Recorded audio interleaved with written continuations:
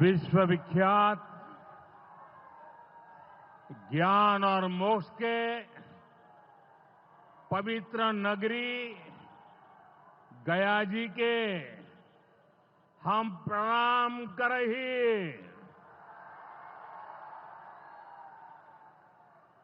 विष्णुपद मंदिर के ई गौरवशाली भूमि पर अपने सबके अभिनंदन करत ही बिहार के राज्यपाल आरिफ मोहम्मद खान जी, यहां के लोकप्रिय मुख्यमंत्री नीतीश कुमार जी, केंद्रीय मंत्रिमंडल के मेरे सहयोगी जीतन राम मांझी जी, राजीव रंजन सिंह,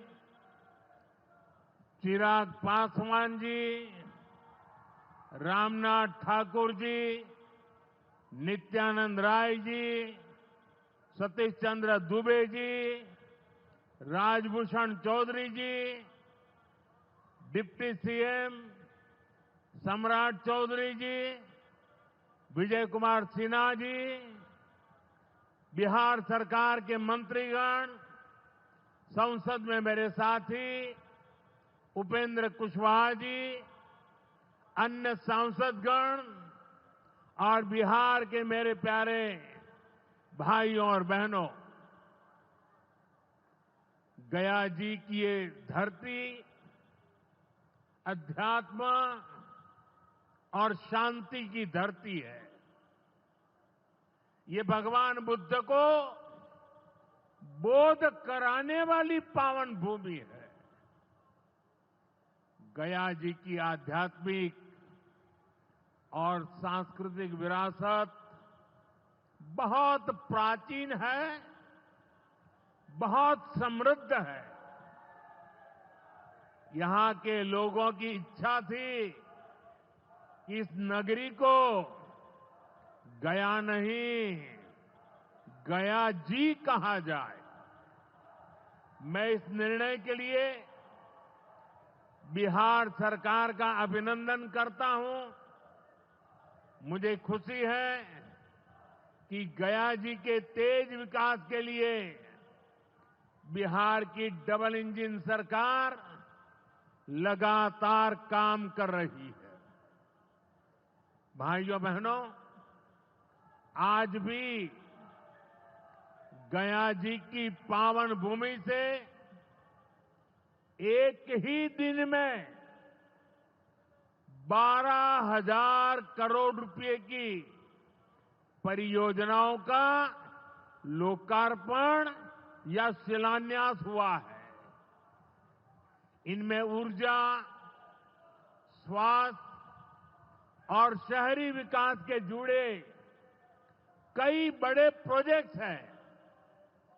इनसे बिहार के उद्योगों को ताकत मिलेगी और युवाओं के लिए रोजगार के नए अवसर भी बनेंगे। मैं इन परियोजनाओं के लिए बिहार के लोगों को बधाई देता हूं। बिहार में बेहतर स्वास्थ्य सुविधाओं के लिए आज यहां हॉस्पिटल और रिसर्च सेंटर का उद्घाटन भी हुआ है। अब बिहार के लोगों को कैंसर के इलाज के लिए एक और सुविधा मिल गई है। साथियों, गरीब के जीवन से मुश्किलें दूर करना, महिलाओं के जीवन को आसान बनाना मुझे जनता जनार्दन का सेवक बनकर यही काम करने में सबसे ज्यादा खुशहाली होती है। जैसे गरीब को पक्का घर देना, साथियों, मेरा एक बड़ा संकल्प है। जब तक हर जरूरतमंद को पक्का घर नहीं मिल जाता, मोदी चैन से नहीं बैठेगा।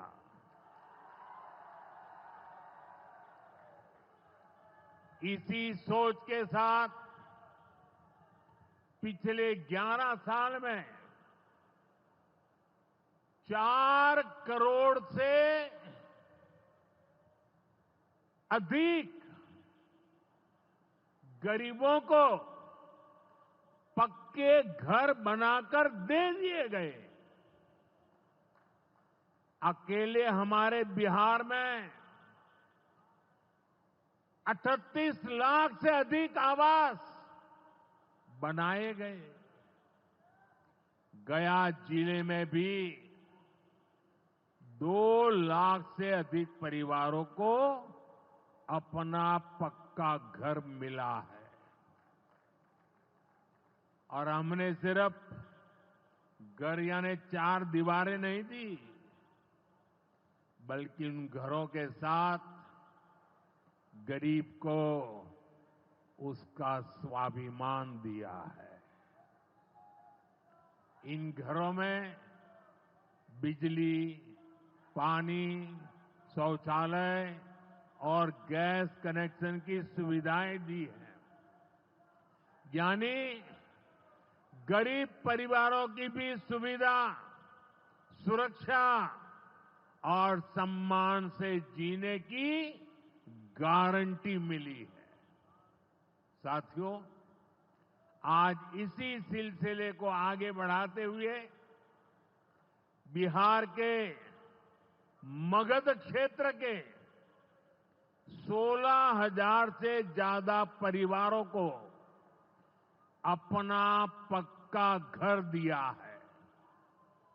यानी इस बार इन परिवारों में दिवाली और छठ पूजा की रौनक और ज्यादा होगी। मैं अपना घर पाने वाले सभी लाभार्थी परिवारों को बहुत बहुत बधाई देता हूं।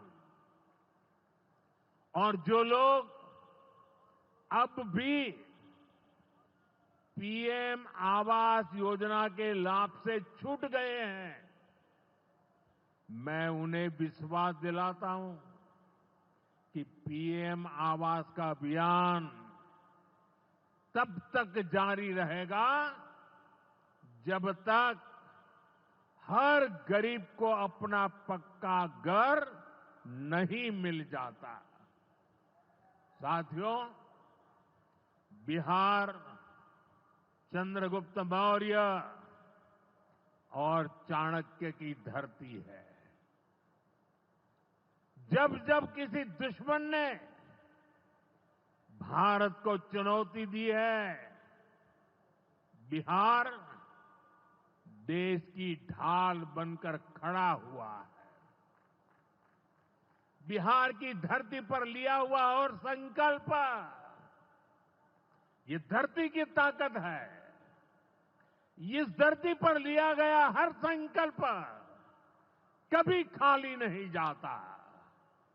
और इसलिए तो भाइयों बहनों, जब कश्मीर के पहलगाम में आतंकी हमला हुआ था, हमारे निर्दोष नागरिकों को उनका धर्म पूछ करके मारा गया, मैंने बिहार की इसी धरती से आतंकवादियों को मिट्टी में मिलाने की बात कही थी। आज दुनिया देख रही है, बिहार की धरती से लिया गया वो संकल्प पूरा हो चुका है। आपको याद होगा, उधर से पाकिस्तान हम पर ड्रोन हमले कर रहा था। मिसाइलें दाग रहा था और इधर भारत पाकिस्तान की मिसाइलों को हवा में तिनके की तरह बिखेर रहा था। पाकिस्तान की एक भी मिसाइल हमें नुकसान नहीं पहुंचा पाई। साथियों, ऑपरेशन सिंदूर ने भारत की रक्षा नीति की नई लकीर खींच दी है। अब भारत में आतंकवादी भेजकर हमले करा के कोई बच नहीं सकेगा। आतंकवादी चाहे पाताल में क्यों न छिप जाए, भारत की मिसाइलें उन्हें दफन करके रहेगी। साथियों, बिहार का तेज विकास केंद्र की एनडीए सरकार की बहुत बड़ी प्राथमिकता है। इसलिए आज बिहार चौतरफा विकास के रास्ते पर आगे बढ़ रहा है। बीते वर्षों में पुरानी समस्याओं के समाधान तलाशे गए हैं और नई प्रगति के रास्ते भी बनाए गए हैं। आप याद करिए, लालटेन राज में यहां कैसी दुर्दशा थी। लालटेन राज में एक क्षेत्र लाल आतंक से जकड़ा हुआ था। माओवादियों की वजह से शाम के बाद कहीं आना जाना मुश्किल था। गया जी जैसे शहर लालटेन राज में अंधेरे में डूबे रहते थे। हजारों गांव ऐसे थे जहां बिजली के खंभे तक नहीं पहुंचे थे। लालटेन वालों ने पूरे बिहार के भविष्य को अंधेरे में धकेल दिया था। न शिक्षा थी, न रोजगार था। बिहार की कितनी पीढ़ियों को इन लोगों ने बिहार से पलायन के लिए मजबूर कर दिया था। साथियों, बिहार के लोगों को आरजेडी और उनके साथी सिर्फ अपना वोट बैंक मानते हैं। उन्हें गरीब के सुख दुख, गरीब के मान सम्मान से कोई मतलब नहीं है। आपको याद होगा, कांग्रेस के एक मुख्यमंत्री ने मंच से कह दिया था कि अपने राज्य में बिहार के लोगों को घुसने नहीं देंगे। बिहार के लोगों से कांग्रेस की इतनी नफरत, बिहार के लोगों के प्रति इतनी घृणा, और कोई भूल नहीं सकता। कांग्रेस का बिहार के लोगों के प्रति त्याग, जो दुर्व्यवहार देखने के बाद भी यहां आरजेडी वाले गहरी नींद में सोए पड़े थे। भाइयों बहनों, बिहार की एनडीए सरकार कांग्रेस और इंडी गठबंधन वालों के इस नफरती अभियान का जवाब दे रही है। बिहार के बेटे बेटी को यहीं पर रोजगार मिले,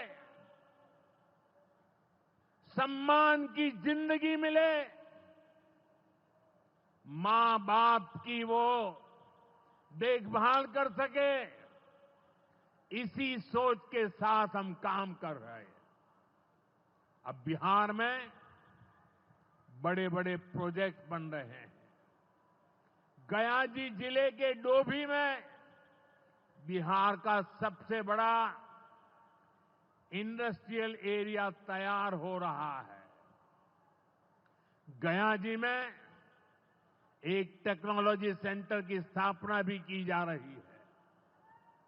आज ही यहां बक्सर थर्मल प्लांट का, पावर प्लांट का शुभारंभ भी हुआ है।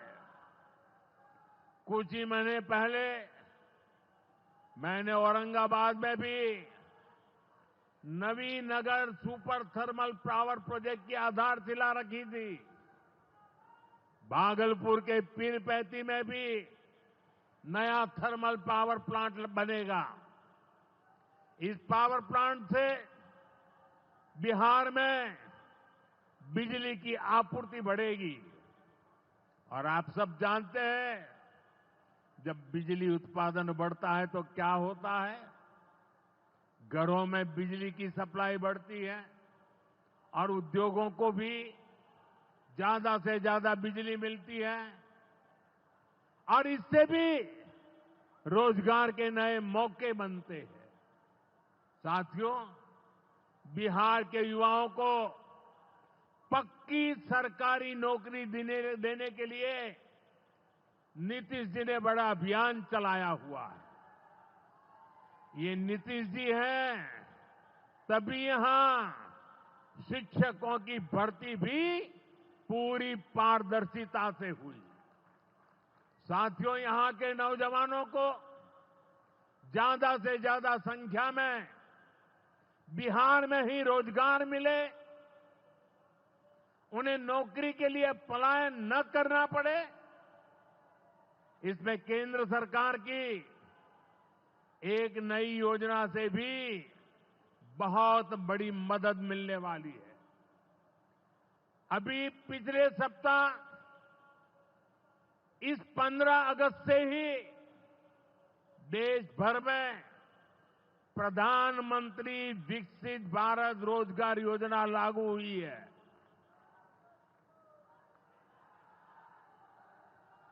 इसके तहत हमारे युवा जब निजी क्षेत्र में पहली नौकरी करेंगे तो केंद्र सरकार उन्हें अपने पास से 15,000 रुपये देगी। जो प्राइवेट कंपनियां युवाओं को रोजगार देगी, उन्हें भी अलग से पैसे सरकार देगी। इस योजना का बहुत बड़ा लाभ बिहार के मेरे युवाओं को भी होगा। साथियों, हमारे देश में कांग्रेस हो, आरजेडी हो, इनकी सरकारों ने कभी जनता के पैसे का मोल नहीं समझा। इनके लिए जनता के पैसे का मतलब रहा है खुद की तिजोरी भरना। इसलिए कांग्रेस आरजेडी की सरकारों में सालों साल तक परियोजनाएं पूरी नहीं होती थी। कोई योजना जितनी थी उतना उसमें ये पैसे कमा लेते थे। अब इस गलत सोच को भी एनडीए सरकार ने बदल दिया है। अब शिलान्यास के बाद कोशिश होती है जल्द से जल्द समय सीमा में उस काम को पूरा करने के लिए सफल प्रयास किया जाए। आज का एक कार्यक्रम इसका भी एक शानदार उदाहरण है। औंटा सिमरिया सेक्शन का शिलान्यास करने का सौभाग्य बिहार के लोगों ने मुझे दिया था। और आप लोगों की कृपा देखिए, आप लोगों का प्रेम देखिए कि जिस ब्रिज का शिलान्यास आपने मुझे करने के लिए कहा, आज इसका लोकार्पण करने का अवसर भी आपने मुझे दिया है। ये पुल सिर्फ सड़कों को नहीं, पूरे उत्तर और दक्षिण बिहार को जोड़ने का काम करेगा। जो भारी वाहन पहले गांधी सेतु से होकर 150 किलोमीटर का लंबा चक्कर काटते थे, अब सीधा रास्ता पाएंगे। इससे व्यापार तेज होगा, उद्योगों को ताकत मिलेगी और तीर्थयात्रियों का भी पहुंचना आसान होगा। विकास के जिन प्रोजेक्ट की नींव एनडीए सरकार में रखी जाती है, वो पूरा होकर रहेंगे, ये बात पक्की है। साथियों, एनडीए की डबल इंजन सरकार यहां रेलवे के विकास के लिए भी तेजी से काम कर रही है। अमृत भारत स्टेशन योजना के तहत गयाजी रेलवे स्टेशन को आधुनिक बनाया जा रहा है। इससे गयाजी रेलवे स्टेशन पर यात्रियों को एयरपोर्ट जैसी सुविधाएं मिलेगी। आज गया वो शहर है जहां राजधानी, जनशताब्दी और made in India Vande Bharat ट्रेनों की सुविधा उपलब्ध है।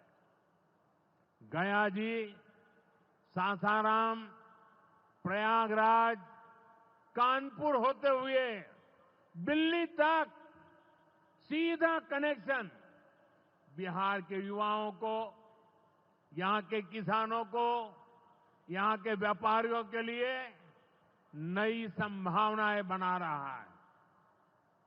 भाइयों और बहनों, आपके आशीर्वाद से, देश के अटूट भरोसे के कारण साल 2014 में प्रधानमंत्री के तौर पर शुरू हुआ मेरा सेवा काल, ये सेवा काल निरंतर जारी है।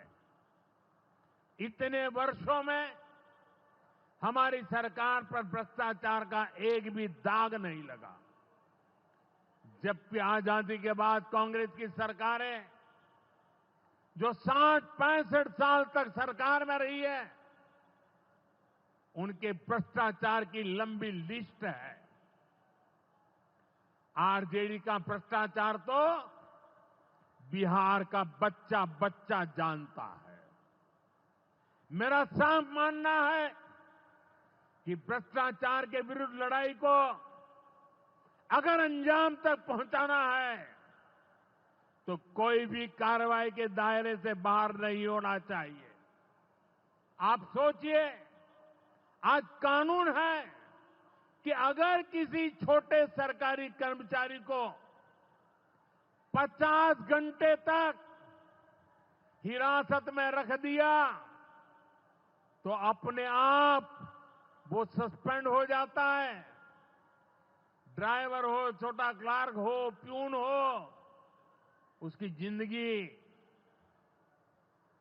हमेशा हमेशा के लिए तबाह हो जाती है। लेकिन अगर कोई मुख्यमंत्री है, कोई मंत्री है, कोई प्रधानमंत्री है, तो वो जेल में रह करके भी सत्ता का सुख पा सकता है। ये कैसे हो सकता है? हमने कुछ समय पहले ही देखा है कि कैसे जेल से ही फाइलों पर साइन किए जा रहे थे, जेल से ही सरकारी आदेश निकाले जा रहे थे। नेताओं का अगर यही रवैया रहेगा तो ऐसे भ्रष्टाचार के विरुद्ध लड़ाई कैसे लड़ी जा सकती है। साथियों, संविधान हर जनप्रतिनिधि से ईमानदारी और पारदर्शिता की उम्मीद करता है। हम संविधान की मर्यादा को तार तार होते नहीं देख सकते। इसलिए एनडीए सरकार भ्रष्टाचार के खिलाफ एक ऐसा कानून लाई है जिसके दायरे में देश का प्रधानमंत्री भी है। इस कानून में मुख्यमंत्री और मंत्रियों को भी शामिल किया गया है। जब ये कानून बन जाएगा तो प्रधानमंत्री हो या मुख्यमंत्री या फिर कोई भी मंत्री, उसे गिरफ्तारी के 30 दिन के अंदर जमानत लेनी होगी और अगर जमानत नहीं मिली तो 31वें दिन उसे कुर्सी छोड़नी पड़ेगी।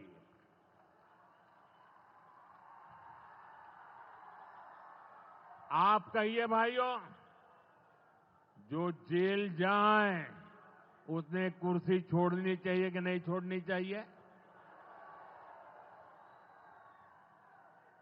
क्या वो कुर्सी पर बैठे रह सकता है क्या? क्या वो सरकारी फाइलों पे साइन कर सकता है क्या? क्या जेल में से कोई सरकार चला सकता है क्या?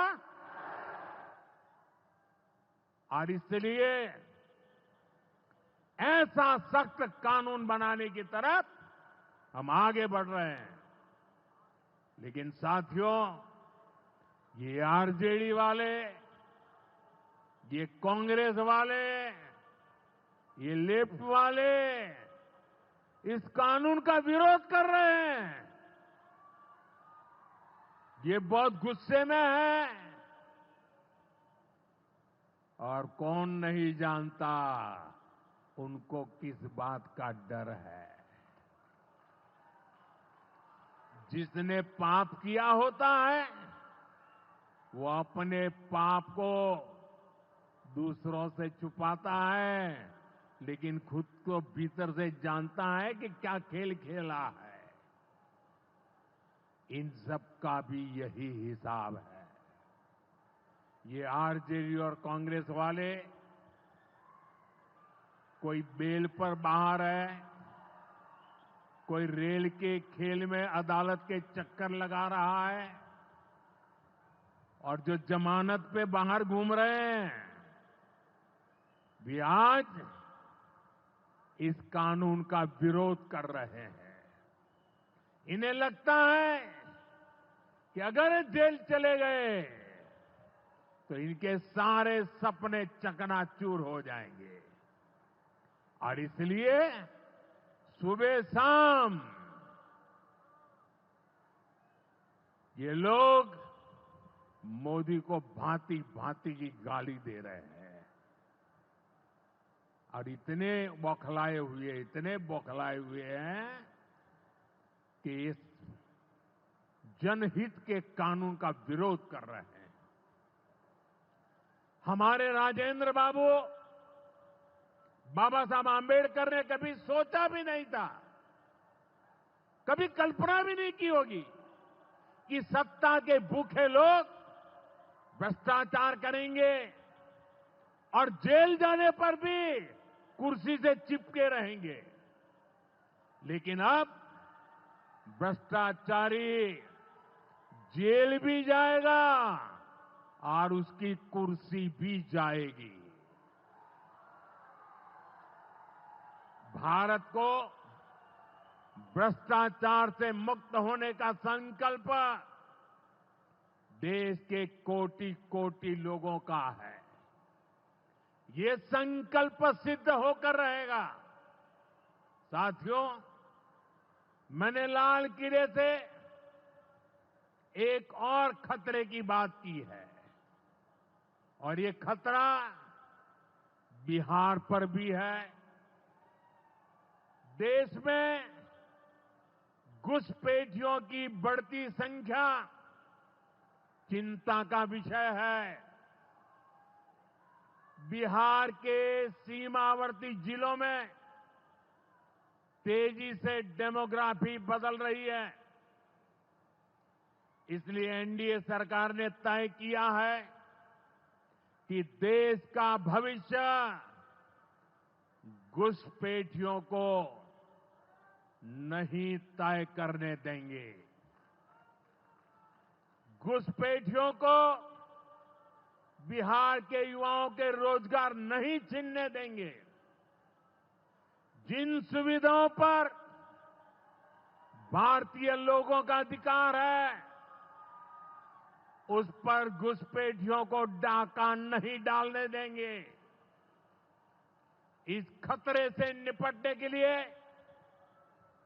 मैंने डेमोग्राफी मिशन शुरू करने की बात कही है। बहुत जल्द ये मिशन अपना काम शुरू करेगा।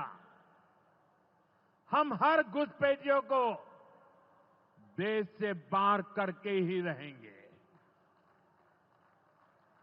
आप मुझे बताइए, एक घुसपैठियों को निकालना चाहिए कि नहीं निकालना चाहिए? क्या ये घुसपैठिए आपका रोजगार छीनने आपको मंजूर है? एक घुसपैठिए आपकी जमीन पे कब्जा कर ले आपको मंजूर है? एक घुसपैठिए आपका हक छीन ले आपको मंजूर है? बिहार के आप सभी लोग देश के भीतर बैठे घुसपैठियों के समर्थकों से भी सावधान रहिए। जान जाइए कौन घुसपैठियों के साथ खड़ा है। कांग्रेस और आरजेडी जैसे दल बिहार के लोगों का हक छीनकर घुसपैठियों को देना चाहते हैं।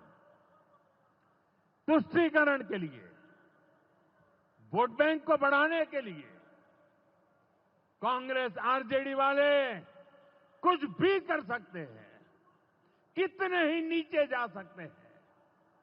इसलिए बिहार के लोगों को बहुत सतर्क रहना है। साथियों, हमें हमारे बिहार को कांग्रेस आरजेडी की बुरी नजर से बचाकर रखना है। बिहार के लिए ये समय बहुत अहम है। बिहार के युवाओं के सपने पूरे हो, बिहार के लोगों की आकांक्षाओं को नई उड़ान मिले, इसके लिए केंद्र सरकार और नीतीश जी के साथ हम कंधे से कंधा मिलाकर बिहार के कल्याण के लिए काम कर रहे हैं। बिहार में विकास की गति बनी रहे, इसके लिए डबल इंजन की सरकार लगातार मेहनत कर रही है। आज के विकास प्रोजेक्ट इसी दिशा में महत्वपूर्ण कदम है। मैं एक बार फिर इन परियोजनाओं के लिए बिहार को बहुत बहुत बधाई देता हूं। मेरे साथ बोलिए, भारत माता की, भारत माता की, भारत माता की। बहुत बहुत धन्यवाद।